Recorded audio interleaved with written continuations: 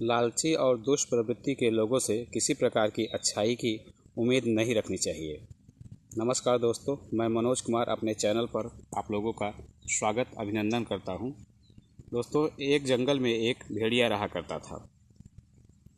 एक दिन उसको जोरों से भूख लगी और उसने एक हिरन का शिकार किया।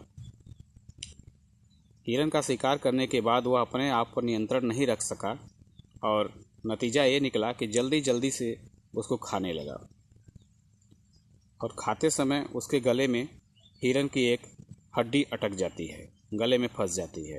अब तो समस्या क्रिएट हो गई। वह न तो उसको निकाल सकता था और न कुछ खा सकता था, न कुछ पी सकता था। हैरान था। काफ़ी देर मशक्क़त किया लेकिन वो निकाल नहीं पाया। फिर उसने सोचा क्यों न इसके लिए हम दूसरे की सहायता लें।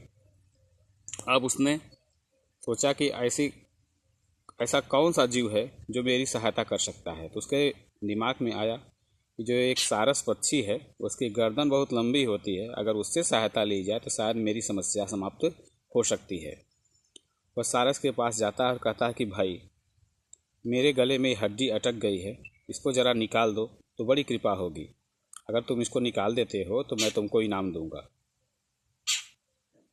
सारस पहले तो सोचा कि कहीं इसके मुंह में हम गर्दन डालें और ये चबा जाए तो, लेकिन फिर उसने सोचा कि बहुत मुश्किल में फंसा हुआ है, इसकी मदद करनी चाहिए। तो दया करके उस सारस ने उसकी मदद करने का पूरा प्रयास शुरू किया। पहले तो चोंच मुंह में डाला, लेकिन चोंच उसके गर्दन तक नहीं पहुंचा। फिर उसने अपनी पूरी गर्दन भी आधी से अधिक उसके मुंह में डाल दिया और हड्डी को निकाल दिया। हड्डी को निकालते समय जब उसने भेड़िए के मुंह में अपनी गर्दन डाली थी तो भेड़िया के मन में लालच आ रहा था कि काश ऐसा मौका मिलता तो मैं इसकी नरम नरम गर्दन अंदर ही चबा जाता, लेकिन क्या करे, बेचारा फंसा हुआ था। सारस उसकी गर्दन को हड्डी से मुक्त करता है, हड्डी निकालता है उसकी गर्दन से।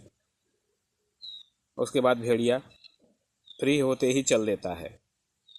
सारस कहता है कि भाई, तुमने कहा था कि मैं तुमको इनाम दूंगा, मेरा इनाम कहाँ है? भेड़िया कहता है कि एक भेड़िए के मुंह में गर्दन डाल करके और तुम जीवित वापस आ गए, इससे बड़ा क्या इनाम है? यह कह करके भेड़िया चला गया। बेचारा सारस अफसोस में खड़ा होता है। इससे हमें यही सीख मिलती है, किसी लालची और दुष्ट प्रवृत्ति के लोग से हमें किसी अच्छाई का, किसी इनाम का उम्मीद नहीं रखना चाहिए। उम्मीद है यह छोटी सी कहानी आप लोगों को ज़रूर पसंद आई होगी।